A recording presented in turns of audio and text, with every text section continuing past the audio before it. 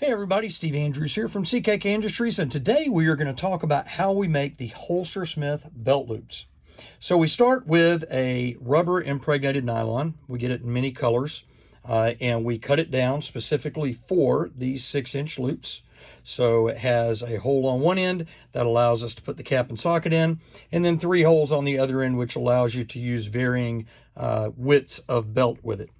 We then attach a pull-the-dot cap and socket, and if you will notice on the pull the dot here at the bottom where my thumb's at, there's like a little nub. It's a little bit hard to see, but you'll see where the brass disappears on the cap there. Anyway, that little nub is the key to it being a pull the dot and locking it in. Now when we put these on, we press them together, and you will see that it creates a little dimple there across the top as opposed to staying flat. Now, the reason that you see that dimple is we have to make sure that we press these tight enough that, one, it rolls the cap, right? There's a little pin that sticks out of the cap that you roll, that it rolls that much like an eyelet so that it keeps these 2 pieces from coming apart.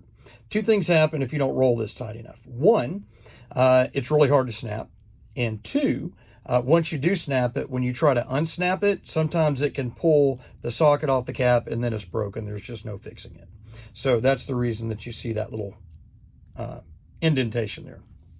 All right. And then, of course, we include 2 flathead screws, which sit down nice and flush into our stud. You want to make sure that they do sit nice and flush like that. And, of course, a slotted post. And that is how these are made.